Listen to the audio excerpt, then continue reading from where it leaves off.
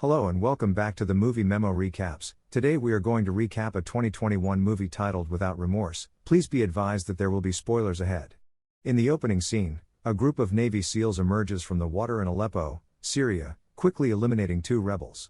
The SEALs, including John Kelly, meet with CIA agent Ritter to discuss the details of their next mission. Ritter requests their assistance in rescuing an imprisoned CIA agent in a nearby building. Ritter casually informs the crew that he has no idea how many insurgents they would face, causing him and John to butt heads over his lack of information. That night, the crew approach the target building, discreetly taking out a lookout before blowing their way inside. They dash upstairs, where they come under fire but easily dispatch the soldiers. The crew rushes into the room, killing all of the men before grabbing the hostage. John later discovers that the guys they killed were ex-Russian military, not Syrians, but Ritter dismisses this. An RPG ambushes them as they prepare to depart, causing the hallway to collapse. Only a few men die, but John recovers. Ritter's commander, Greer, has fallen a floor below, but he refuses to aid her and leaves. As Greer faces attacks, John and 2 Marines remain behind. When they learn they are at a Russian arms storage and Ritter has lied to them, John dives into the hole and begins fighting the guys alongside Greer. The 2 make their way towards the exit when John expertly ambushes 2 waiting men, killing them both quickly. They catch up with Ritter as he boards the helicopter, demanding answers from him, but Ritter simply laughs at them. John grabs Ritter aggressively, but Greer orders him to back down. Ritter then launches an airstrike, destroying the armaments depot. 3 months later, John and his wife Pam are enjoying their 6th month of pregnancy with friends at John's parents' home.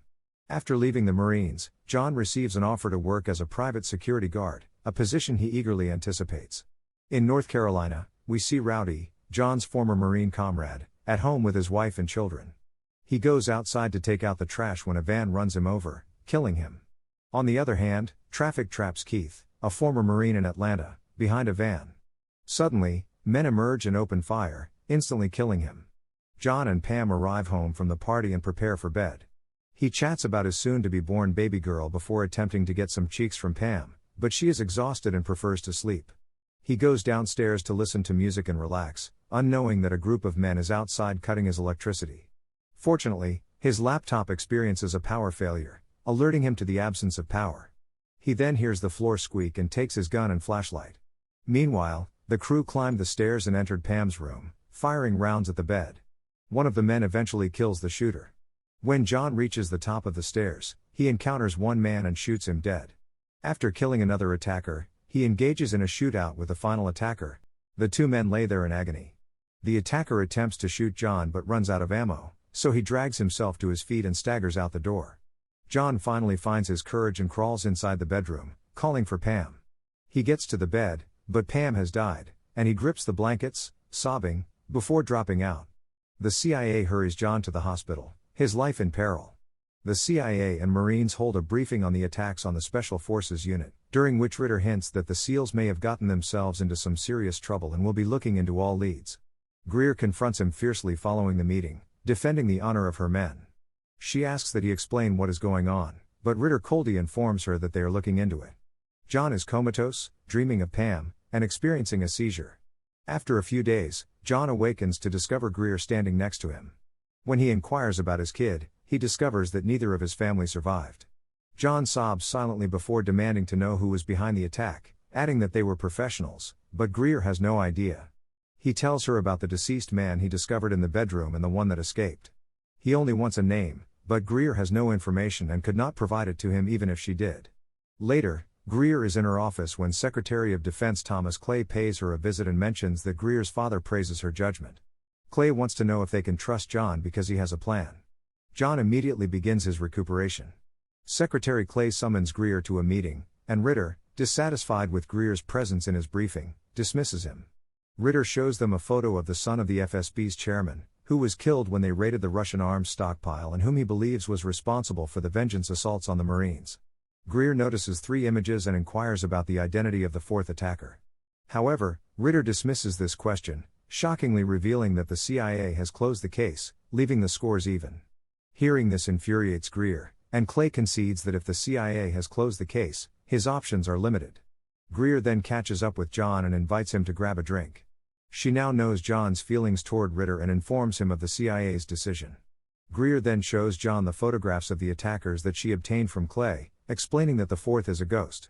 All of their passports were issued by Andrei Vasilyev, an ex-FSB operative who Greer describes as untouchable.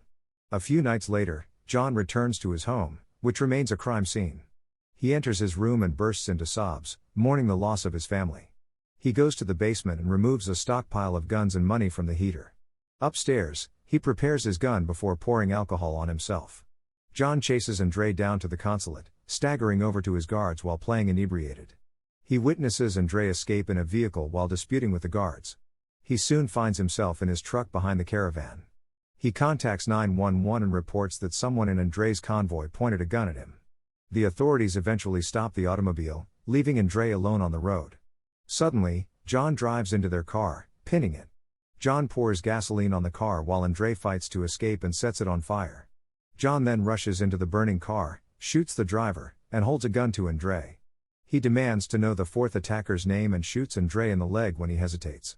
Andrei then informs John that he poses a threat because he is the intended victim.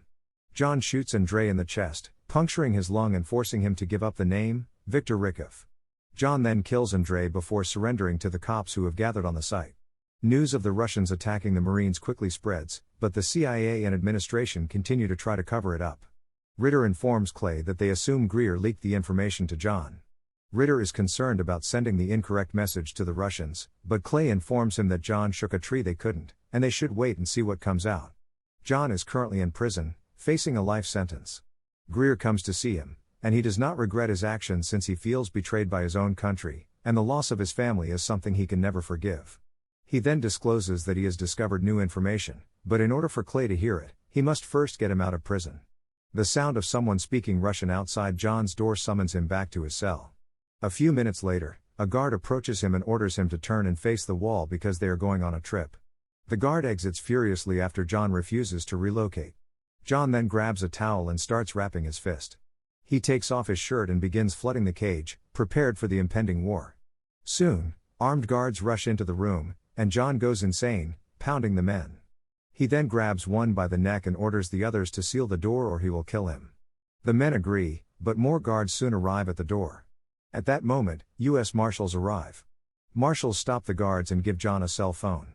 Greer is on the line, telling him to follow the marshals, who would lead him to freedom. Clay, Ritter, and Sarah, the CIA chief, lead John to a black site. They want to know what John has discovered, so he tells them the name Viktor Rykov. Sarah is astonished that he recognizes the name, but she insists that Viktor is dead. Ritter attempts to conceal the truth until he must concede that Viktor is the men's leader. John readily recognizes him among the images, which worries Sarah and Ritter. Ritter insists on finding Viktor alive and bringing him in, while John insists on joining the squad. Clay first refuses, and Greer, shockingly, agrees, claiming that John is unfit, but then changes his mind and informs John that he will return to prison after the mission. John then meets up with the rest of the squad in a hangar, where they will fly in a commercial jet and jump over Russia. Ritter then leaves the crew to take his own trip, informing them he'll meet them over there. During the trip, John jokingly confronts Greer about her claims, but she was only watching out for him. John believes that if he had left the Marines earlier and not gone on that mission, his family might still be alive, and he blames himself.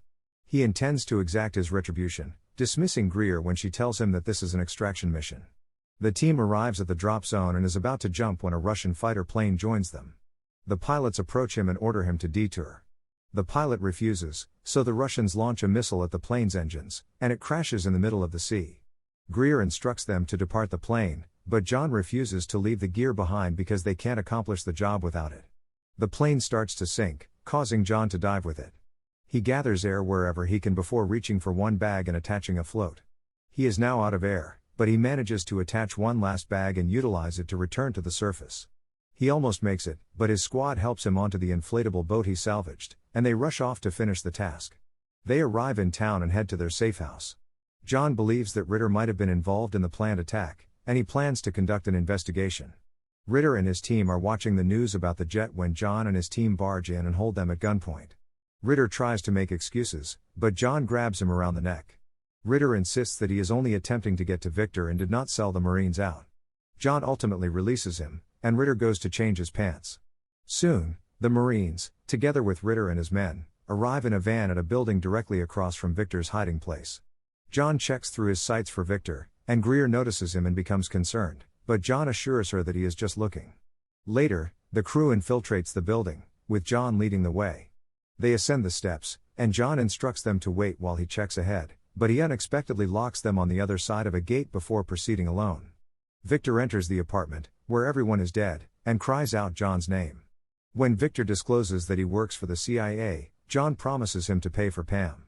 John confronts Victor, who wears a bomb vest, suggesting that they are both participants in a larger plot. John urges him to continue talking so he can learn more, but Victor tells him he's a patriot before blowing himself up. The rest of the squad catches up with John, who informs Greer that Victor was waiting for them. A sniper suddenly attacks them, resulting in one of the soldiers getting injured.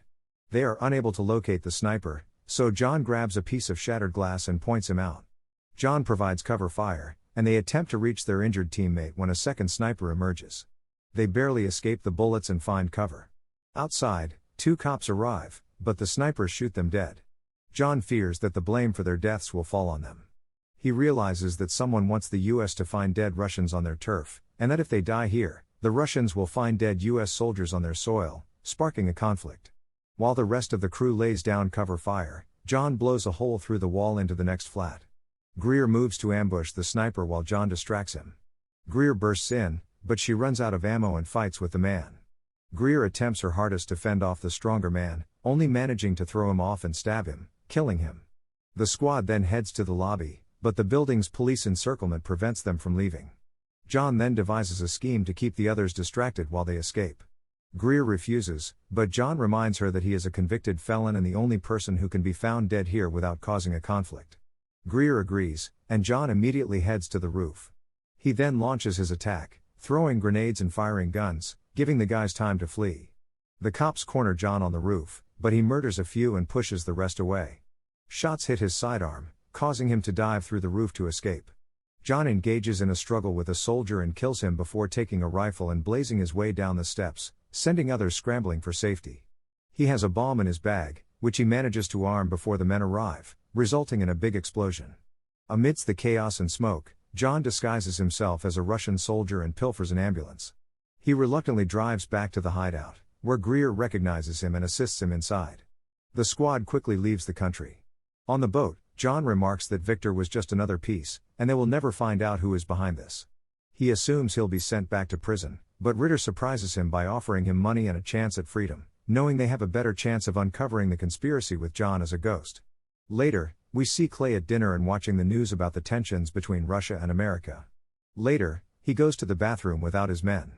John tells Clay about the botched operation and the conspiracy, but when Clay accidentally admits that he knows more information than what was disclosed to him, John confirms his suspicions. John grabs Clay's neck and chokes him out. Clay awoke in John's car, his hands chained. John begs to know why Clay would do this, but Clay refuses to answer. John tells Clay that he is going to his family and will watch him kill them if he does not speak. Clay finally admits that he did all of this to make America great again, since they are most powerful when at war. John then fastens his seatbelt and drives straight across a bridge into a river. He instructs him to call Pam's name, but when Clay does, John simply watches him drown. John sits underwater, picturing encountering Pam in the afterlife. We then watch Pam and John's funerals. Greer collects the flag on behalf of the family and returns to her vehicle, where John waits for her. Ritter uses the taped conversation between John and Clay to blackmail the government into granting John a new identity. John then says goodbye to Greer at a train station, intending to begin a new life. Thanks for watching. If you are new, don't forget to subscribe for more of these recaps. Until next time, have a nice